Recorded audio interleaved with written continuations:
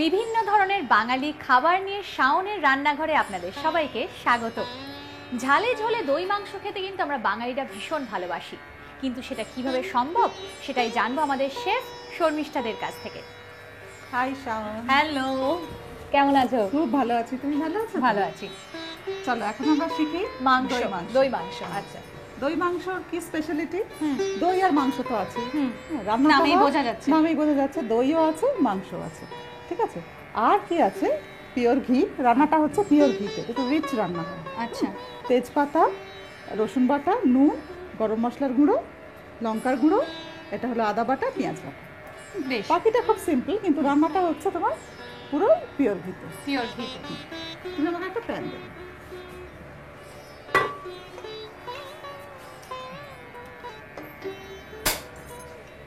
আরেকবার, হ্যাঁ। ঠিক আছে। আর কি আমি লাগছে? যেগুলো বলবো তুমি আমাকে পরপর দিতে থাকো। দিতে থাকবো। একটা আমার খুন্তি দিও। আমি রয়েছি তোমার হেল্প করার জন্য। হ্যাঁ, দাও, ঘি দাও। ঘি। আর এটা একটু কি বলবো, ঠিক গ্রেভি হবে। ওকে, মানে ধরো না পোলাও দিয়ে কিংবা তুমি পরোটা রুটি দিয়ে খেতে পারবো। খাওয়ার জন্য। এটা হচ্ছে বাঙালি স্টাইলের রান্না। আচ্ছা, এবারে তুমি আমাকে দাও তেজপাতা। একটা, দুটো, তিনটে। পরপর দিতে থাকো আমাকে। পেঁয়াজ বলতে থাকো, বাটা, আমি দিতে থাকছি। পেঁয়াজ বাটা 3 টেবিল চামচ। আচ্ছা, 1 2 3। একদম মাপে মাপেই রয়েছে। একদম। রসুন বাটা,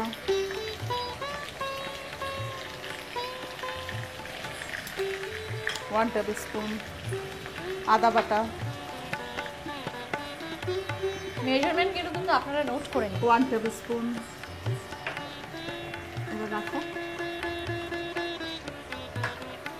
এটাকে একটু কষে নিই।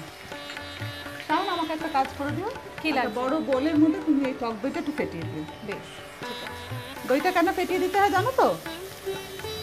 কেন বলো তো? যাতে যাতে গ্রেভিটা খুব সুন্দর হয়। নাহলে কি গ্রেভিটা মনে হবে কাঠি করে গেছে, ছানা কাটা হয়ে যাবে। ওই জন্য স্মুথ গ্রেভি করার জন্য সবসময় অল্প একটু জল দিয়ে দইটা ফেটিয়ে দিতে হবে। অল্প একটু, 1 টেবিল স্পুন মতন দিয়ে ব্যাস। আচ্ছা, এখানে তেল ছেড়ে আসলে, দেখো তেল ছেড়ে ছেড়ে আসছে। তেল মানে ঘিটা ছেড়ে ছেড়ে আসলে এবার এর ভিতরে দিতে হবে আমাকে লঙ্কার গুঁড়ো, নুন। এই রান্নায় কিন্তু হলুদ পড়ছে না। লঙ্কার গুঁড়ো দিলাম 1 টিস্পুন, নুন দিচ্ছি 1 টিস্পুন।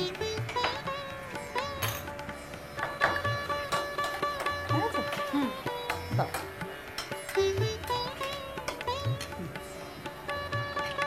একটুখানি দই আমি রেখে দেবো পরে সার্ভ করার জন্য। ঠিক আছে।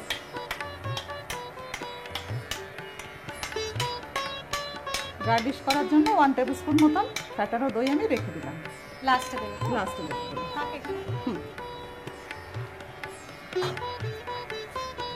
এবার দইটা মিক্স হলে এর ভেতরে মাংসটা দিয়ে দেবো। মাংসটা দাও। গ্রেভিটা কিন্তু বেশ লাগছে দেখতে, রিচ একদম।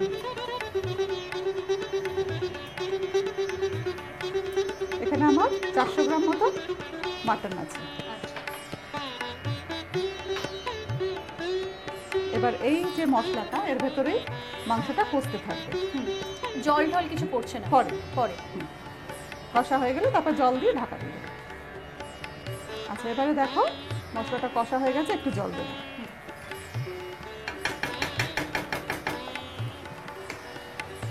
দাও। বলবে হ্যাঁ কত? ব্যাস ব্যাস ব্যাস।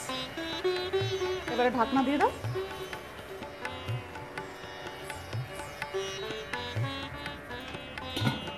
এবার ঢাকা দিয়ে এটা 10 মিনিট রান্না হতে হবে। আমার মনে হচ্ছে হয়ে গেছে। বেশ ভালো গন্ধ বেরিয়েছে, হয়নি। একদম তৈরি। আচ্ছা, কিসে সার্ভ করব? এটা পারফেক্ট। একদম রাখো, এখানে ওইখানটা রাখো।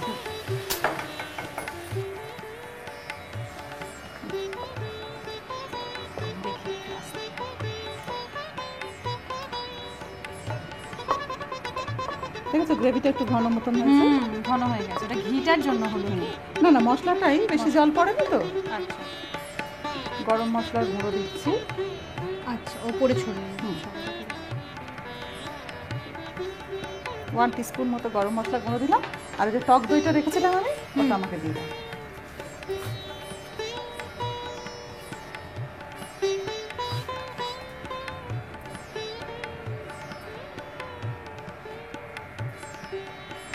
জাস্ট ওপর দিয়ে। দই মাংস সেটা তো দেখে বুঝতে হবে, বুঝিয়ে দিলে। এক্স্যাক্টলি।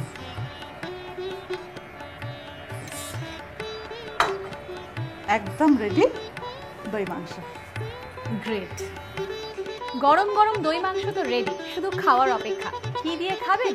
পোলাও কিংবা পরোটা, সেটা তো বলেই দিয়েছি। এরকম আরও অনেক রেসিপি যদি জানতে হয় তাহলে দেখতে হবে আমাদের ওয়েবসাইট। Take care.